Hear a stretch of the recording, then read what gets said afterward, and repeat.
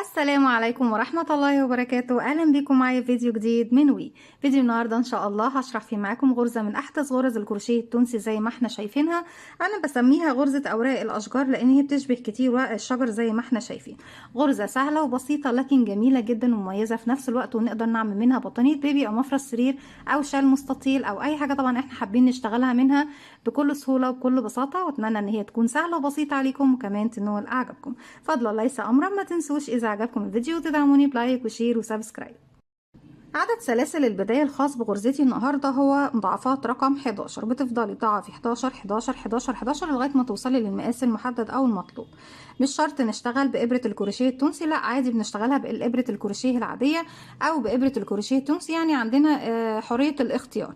في بنات كتير طبعا قالوا لي إن مفيش إبرة الكروشيه التونسي متوفرة عندهم، فعادي غرزتنا النهاردة صحيح كروشيه تونسي لكن مش شرط إنك تشتغليها بإبرة الكروشيه التونسي، بنشتغلها بالإبرة العادية. هشتغل معاكم بخيط صوف متوسط السمك مع إبرة رقم 3.5 ملم. أسيب مسافة من الخيط بسم الله الرحمن الرحيم ولف الخيط حلقة على الهواء. أدخل داخل الحلقة، أسحب الخيط وأخرج منها. طرف الخيط بشده بقى في العقدة البداية. هبتدي أكون مجموعة سلاسل مضاعفات رقم 11. عندي على الإبرة حلقة بلف الخيط وأخرج منها.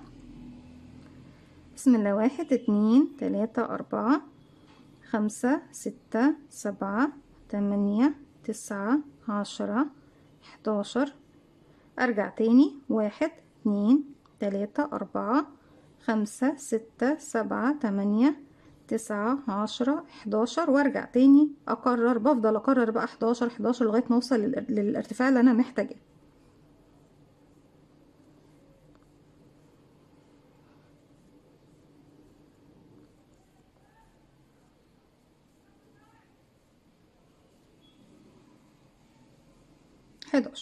كده كررنا ال11 4 مرات زي ما احنا شايفين. بعد كده بنبتدي نشتغل. بشتغل لازم يكون عندي على الابره 11 حلقه. معنى كده ان انا عندي كده حلقه، دي الحلقه الاولى بالنسبه لي، فهعتبرها هي ايه العدد الاول ليا. وابتدي ادخل في الفراغات اللي جايه، ابتدي اشتغل 11 على 10 حلقات او 10 غرز في الباك لوب لغايه ما اكون 11 حلقه على الابره. بعتبر دي واحده منهم يا بنات. هروح للفراغ رقم 2 في الباك لوب، اسحب الخيط واخرج 2 3 وفي كل سلسلة بتقابلني بدخل 4، اسحب الخيط واخرج 5، بدخل في الحلقة الخلفية الباك لوب 6 7 8 9 10 11. يبقى دخلنا في 10 فراغات، لاني انا اساسا كان عندي حلقة على الابرة، يبقى ال11 حلقة موجودين عندي 1 2 3 4 5 6 7 8 9 10 11. بعد كده هبتدي الف الخيط واخرج من حلقة واحدة بس. يبقى مرة، اول مرة لفيت الخيط وخرجت من حلقة واحدة بس. بعد كده هلف الخيط واخرج من حلقتين 1 2 كده مرة، الف الخيط واخرج من حلقتين تاني مرة، الف الخيط واخرج من حلقتين كده تالت مرة. يبقى اول مرة عملنا ايه يا بنات؟ لفيت الخيط وخرجت من حلقة واحدة، رجعت لفيت الخيط وخرجت من 2 2 2 3 مرات. بعد كده هيقابلني ايه؟ الحلقة اللي طلعت معايا دي هلف الخيط واخرج منها، ومن 3 حلقات بعد منها يعني 4 حلقات الف الخيط واخرج من 1 2 3 4. تمام كده اخدنا ايه ال3 دول مع بعض مع الحلقة طبعا اللي بيكون عندي. هرجع الف الخيط واخرج من حلقتين 1، الف الخيط واخرج من حلقتين كده 2، الف الخيط واخرج من حلقتين كده 3، الف الخيط واخرج من اخر حلقتين كده 4 مرات. طيب ابتدي بعد كده هعتبر دي عندي حلقة، وبدخل بقى. شايفين الخطوط اللي جاية عندي هنا بالطول دي؟ اتمنى تكون واضحة بالنسبة لكم. بدخل في الخط كده من تحت، اسحب الخيط واخرج، وهعتبره طبعا تاني حلقة لان اول حلقة بتكون ريدي موجودة عندي على الابرة. كده 1 2 3 4. انا سحبت من تحت كام حلقة؟ سحبت 3 يا بنات. انا اشتغلت على 3 من الخطوط اللي تحت دي لان اول واحدة كانت موجودة عندي اساسا. بعد كده هلاقي ال3 دول مع بعض، هدخل من تحت ال3 مع بعض 1 2 3 واسحب الخيط واخرج من تحته. ارجع هلاقي عندي هنا في الخطوط دي 1 2 3 4. ببتدي ادخل كده 1 2 3. رقم 4 بتكون جاية بكيرف مايل لان هي اخر واحدة بشغلها بالشكل ده. طيب السطر ده بردك اول مرة بلف الخيط واخرج من حلقة واحدة بس. تمام. ارجع الف الخيط واخرج من حلقتين كده مرة، الف الخيط واخرج من حلقتين. يبقى مرتين بس لفيت الخيط وخرجت من حلقتين. طيب عندي هنا يا بنات ايه بقى؟ عندي الحلقة اللي انا خرجت بيها، واحد اتنين تلاتة بعد منها يعني 4 حلقات، باخدها وبعدها 3 حلقات. ارجع الف الخيط واخرج من حلقتين، الف الخيط واخرج من حلقتين، الف الخيط واخرج من حلقتين، 3 مرات بلف الخيط واخرج من حلقتين. معايا حلقة هبتدي يبقى عندي هنا الخطوط دي كام واحدة؟ 2، 1 2. يبقى عندي هنا على الابرة دول ال3 حلقات. ال3 حلقات اللي مع بعض بدخل من تحتهم هما ال3، اسحب الخيط واخرج. بعد كده هيتكون عندي 1 2 3، 1 2، والحلقة الأخيرة اللي جاية بتكون جاية بكيرف مايل 3. هلف الخيط واخرج من حلقة زي ما احنا شايفين بالشكل دوت. وبعد كده هيتبقى عندي الحلقة اللي انا خرجت بيها، هلف الخيط واخرج من حلقتين بالشكل دوت. يبقى مرة خرجت من حلقة ومرة خرجت من حلقتين. بعد كده هلف الخيط واخرج من 4 حلقات، اتبقى لي 3، الف الخيط واخرج من 2 وارجع الف الخيط واخرج من 2. هنا بقى لي خط واحد بس اهو، بدخل فيه واسحب الخيط واخرج، والتلاتة اللي مع بعض، وهنا 1 واخر غرزة عندي 2. هلف الخيط واخرج من حلقة واحدة، بعد كده الف الخيط واخرج من ال4 الباقيين، بعد كده اخر 2 هلف الخيط واخرج منهم. هنا معايا حلقة هي لغاية كده وخلاص؟ لا، بدخل تحت ال3 حلقات بقى اللي عندي، واخر واحدة موجودة هنا. اصبح عندي هنا بقى ال3 حلقات بلف خيط واخرج منهم. كده انا عندي كده خلاص خلصت ايه الشكل بتاعي الاول. باخد سلسلة وبمشي على الفراغات اللي تقابلني لغاية ما اوصل تاني للجهة اللي تحت كده. 1 2 3 4 5. وبعد كده همشي للغرزة اللي جاية يبقى 6 غرزة منزلقة بالشكل دوت. انا خلاص خلصت الشكل الهرمي بتاعي او ورقة الشجر الاولى.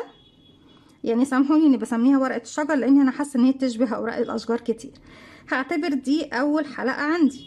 هخش بقى الفراغ اللي بعده 2 3 4 5 6 7 8 9 10 11. تاني برجع اكرر نفس اللي عملته هنا هو اول مرة بلف الخيط واخرج من حلقة كده مرة، تاني مرة بلف الخيط واخرج من حلقتين 2، حلقتين يبقى كده 3 مرات، حلقتين يبقى كده 4 مرات. 4 مرات بلف الخيط، يعني اول مرة بخرج من حلقة واحدة، بعد كده حلقتين حلقتين حلقتين. المرة الجاية باخد بقى الحلقة اللي طلعت معايا دي وكمان 3 حلقات بعديها. عندي هنا دول اهو بخرج منه. ارجع 1 2 3 4 مرات بلف الخيط واخرج من حلقتين. الحلقة الأساسية دايما بتكون معايا. هنا عندي الخطوط كام؟ 1 1 2 3 2 3. 3 حلقات اللي عندي مع بعض بدخل تحتهم واسحب الخيط واخرج. هنا عندي 1 2 3 والحلقة الأخيرة بيكونوا 4.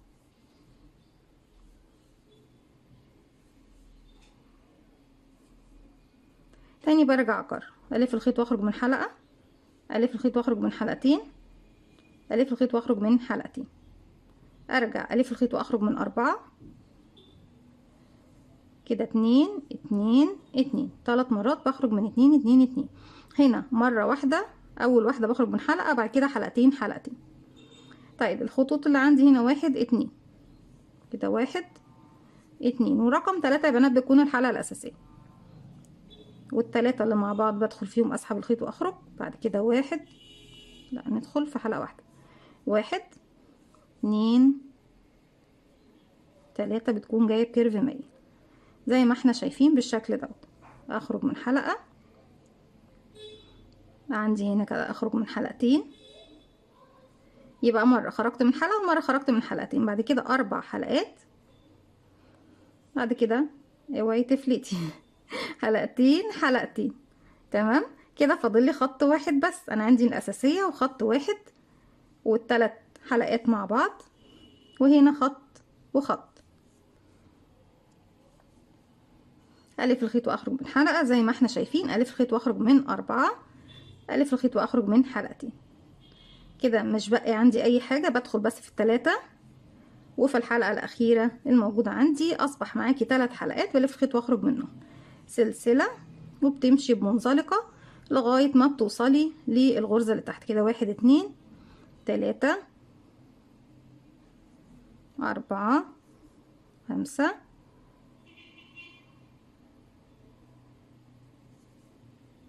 6. أنا كده دخلت في واحدة زيادة بس مش مشكلة، عامة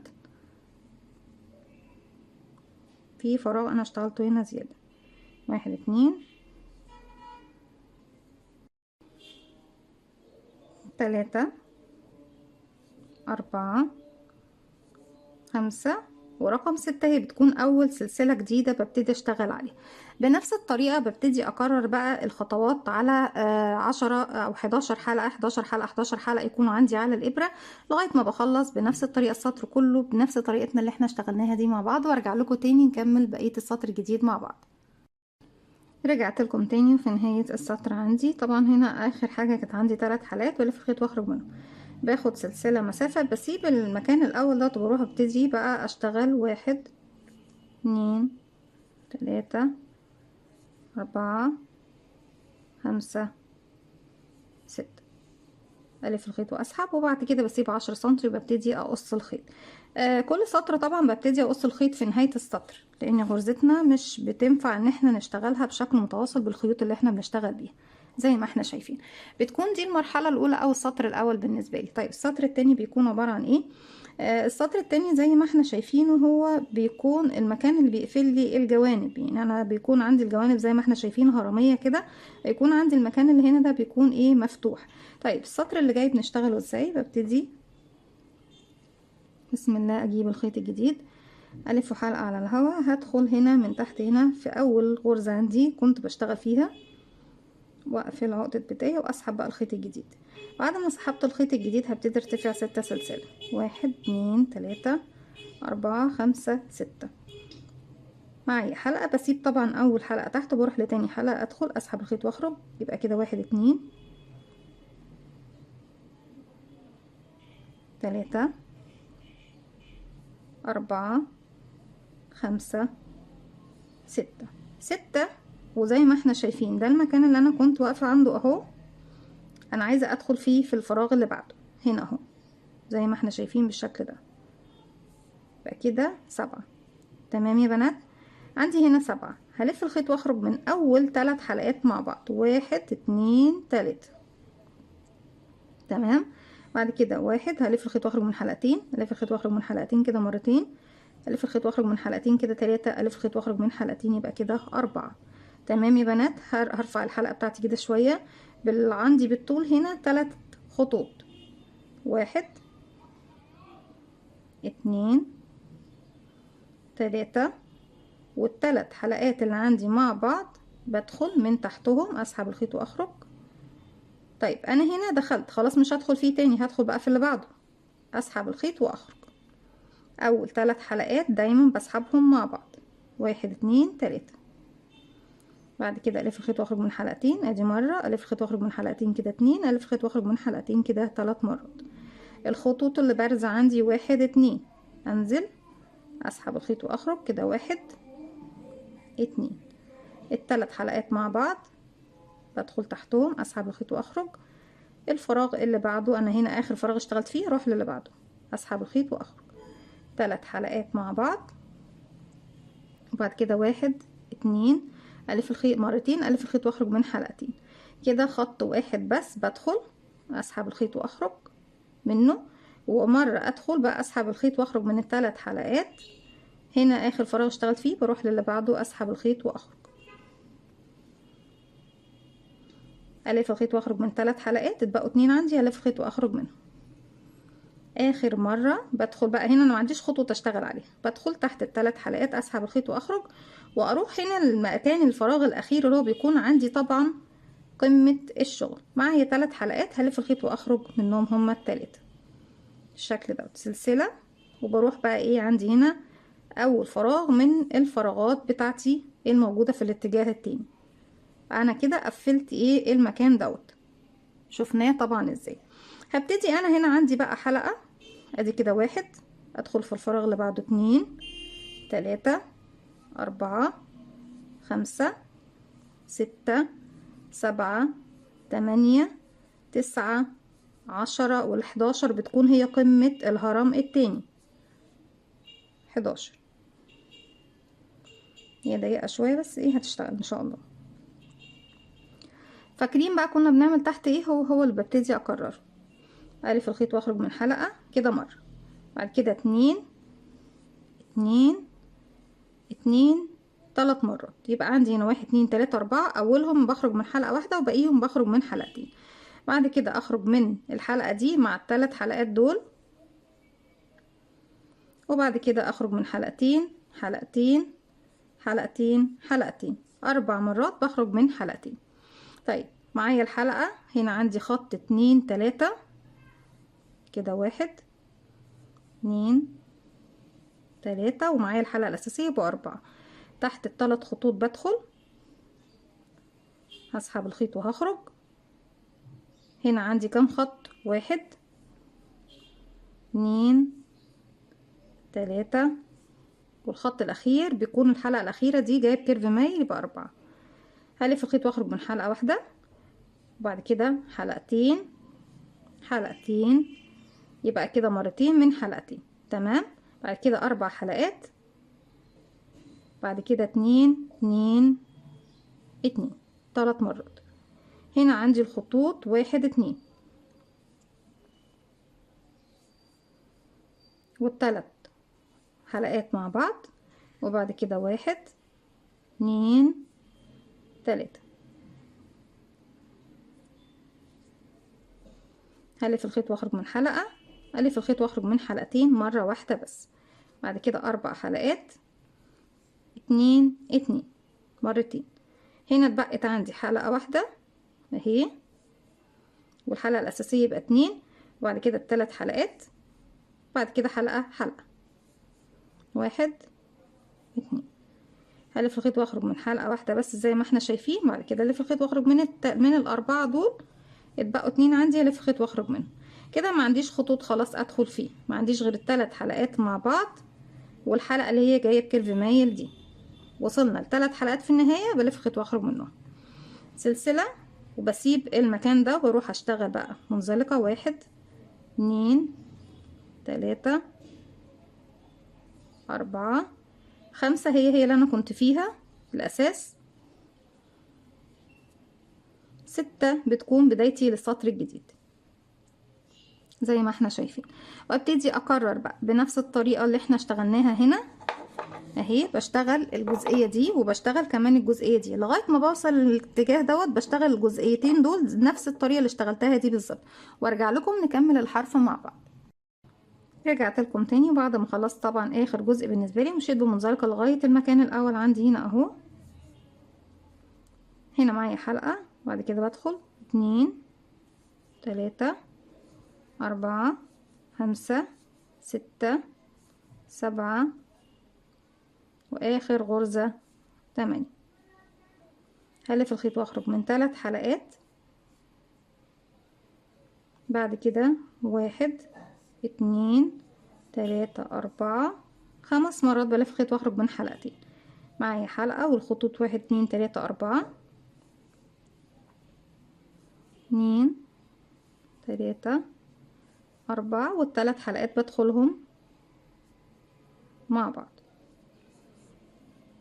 اول 3 حلقات بلف الخيط واخرج منهم، بعد كده 1 2 3 مرات بلف الخيط واخرج من حلقتين. عندي الخطوط هنا 1 2 والتلاتة اللي مع بعض، 3 حلقات مع بعض، بعد كده 2. هدخل هنا بقى تحت ال3 حلقات دول زي ما احنا شايفين، واخد الجزء اللي ورا دوت اهو. 3 حلقات بلف الخيط واخرج منهم هما ال3، وبقفل بسلسلة وبمشي بمنزلقة لغاية ما بوصل تاني لبداية شغل. او ممكن تقص الخيط في المكان ده مش هيحصل اي حاجة.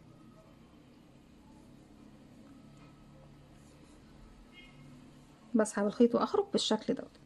كده بكون خلصت طبعا ايه زي ما احنا شايفين. هنا ده الجوانب، ده السطر التاني او المرحلة التانية اللي بتكون عندي فيها تقفيل الجوانب دي. طيب المرحلة الجديدة بتكون عبارة عن ايه؟ بتكون هي نفس المرحلة الاولى. هبتدي بقى اشتغل زي المرحلة الاولى بالظبط بدون اي اختلاف. نفس الاماكن هنبتدي نشتغل فيها. يعني انا عندي هنا هنكون الشكل هنا وهنا وهنا وهنا، نفس الاماكن اللي احنا ايه اشتغلناها في السطر الاول. ببتدي منين؟ ببتدي من هنا، من قمة المثلث اللي هو الحرف ده.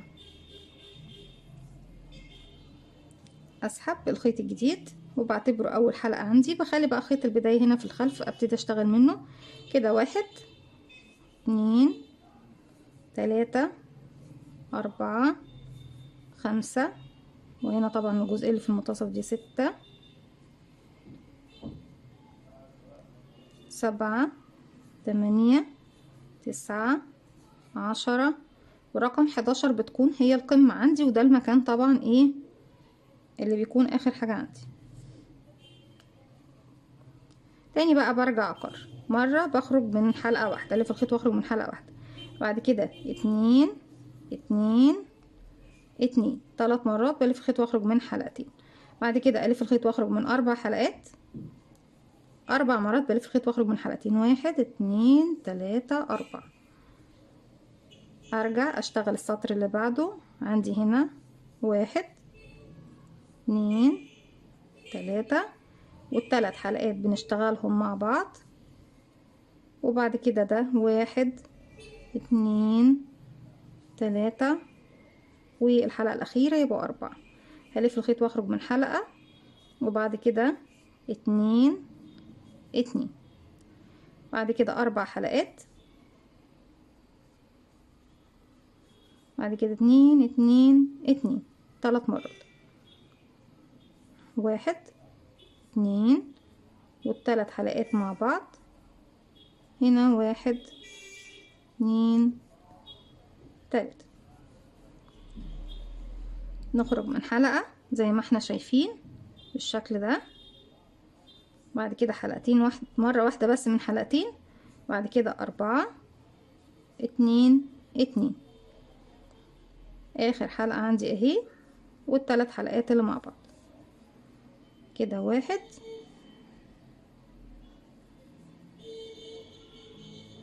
2. مرة دي الف الخيط واخرج من حلقة، وبعد كده 4 الف الخيط واخرج من 4. بعد كده 2.